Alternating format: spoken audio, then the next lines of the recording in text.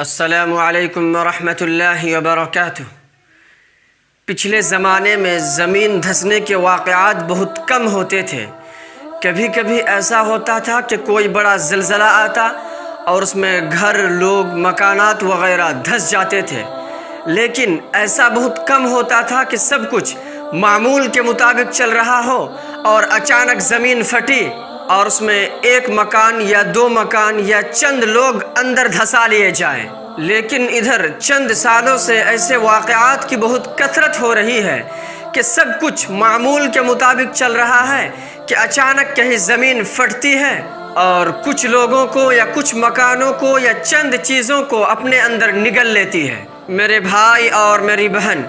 اس وقت امریکہ کے ممالک میں، چائنا میں، ایشیا کے بعض ممالک میں زمین کے اندر دھسنے کے واقعات بہت کثرت سے رونما ہو رہے ہیں۔ یہ الگ بات ہے کہ ہمارے آس پاس ایسے واقعات ظاہر نہیں ہو رہے ہیں تو ہم اطمینان سے بیٹھے ہیں،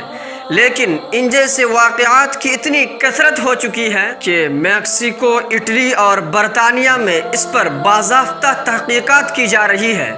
ذرا اس تصویر کو دیکھیے، یہ تصویر 31 مئی 2010 کی ہے۔ یہاں سب کچھ اپنے معمول کے مطابق ہو رہا تھا کہ اچانک زمین پھٹی اور اپنے آس پاس موجود چند چیزوں کو اپنے اندر نگل لیا۔ آپ ذرا اس تصویر پر بھی نظر ڈالیں، یہ شکاگو کا منظر ہے جہاں اچانک زمین پھٹی اور اپنے اندر چند کاروں کو نگل لیا۔ یہ فلوریڈا کی تصویر ہے جہاں اچانک زمین پھٹی اور اس میں چند گھر و مکانات تباہ و برباد ہو گئے۔ اور یہ مونٹریل شہر کا منظر ہے جہاں پر اچانک زمین پھٹی اور اس طرح اچانک پھٹی کہ تیز رفتار کار کو بھی بھاگنے کا موقع نہ مل سکا۔ اور یہ چائنا کا منظر ہے جہاں بیچ سڑک پر یہ حادثہ پیش آیا۔ میرے پیارے بھائی اور میری پیاری بہن، آپ نے یہ جو چند تصویریں دیکھی جہاں پر اچانک زمین پھٹتی ہے اور وہ اپنے اندر چند چیزوں کو نگل لیتی ہے۔ اب آئیے اور تھوڑی دیر میرے ساتھ غور کیجئے۔ اگر آپ غور کریں کہ پچھلے زمانے میں اللہ رب العزت نے کن کو دھسا کر عذاب دیا تھا تو آپ کو معلوم ہوگا کہ قارون، جس کے پاس مال و دولت کا خزانہ تھا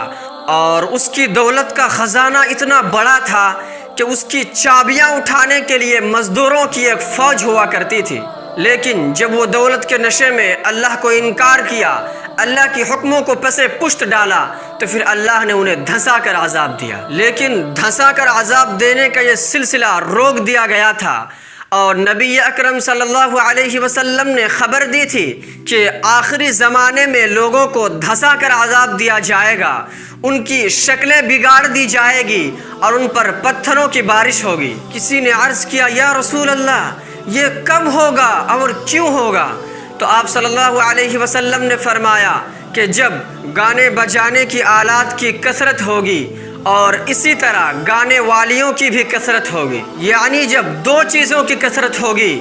گانے بجانے کی آلات کی اور گانے والیوں کی، تو پھر اللہ رب العزت ان کو تین طرح کے عذاب میں مبتلا کریں گے۔ یا تو زمین میں دھسا کر عذاب دیں گے، یا تو ان کی شکلیں بگاڑ دیں گے، یا پھر ان پر پتھروں کی بارش ہوگی۔ اور اب جب کہ گانے بجانے کے آلات کی اتنی کثرت ہو چکی ہے کہ ہر شخص کے پاس یہ آلہ موجود ہے کہ وہ جب چاہے گانا سن لے، وہ جب چاہے موسیقی سن لے، اور اسی طرح گانے والیوں کی بھی کثرت ہو چکی ہے، تو پھر اللہ رب العزت کا عذاب کا سلسلہ بھی شروع ہو چکا ہے۔ لیکن یہ ہماری بے حسی ہے کہ ہم ان جیسے واقعات کو معمولی سا واقعہ سمجھتے ہیں، اسے دیکھتے ہیں اور اس پر تبصرہ کر کے نکل جاتے ہیں۔ میرے پیارے بھائی اور میری پیاری بہن، آپ نے جو ابھی تصویریں دیکھی، اگر آپ ان تصویروں پر غور کریں گے تو آپ اس نتیجے پر پہنچیں گے کہ یہ دھسانے کے واقعات جو ظاہر ہوئے ہیں، ان میں سے اکثر واقعات یا تو بیچ سڑک میں ظاہر ہوا ہے یا ایسی جگہ پر ظاہر ہوا ہے جہاں بہت سارے لوگ موجود تھے، یعنی لوگوں کے سامنے یہ واقعات پیش آئے ہیں اور یہ لوگوں کو متنبہ کر رہے ہیں کہ اب بھی باز آ جاؤ، اب بھی رک جاؤ، اپنی نافرمانی کو بند کرو، توبہ کا دروازہ ابھی بھی کھلا ہوا ہے۔ سو آئیے، اس سے قبل کہ ہمیں بھی دھسا کر عذاب دیے جائے، اس سے قبل کہ ہماری شکلیں بگاڑ دی جائے، اس سے قبل کہ ہمارے اوپر پتھروں کی بارش ہو، اس رب کی طرف رجوع کریں جو بڑا مہربان اور بخشنے والا ہے۔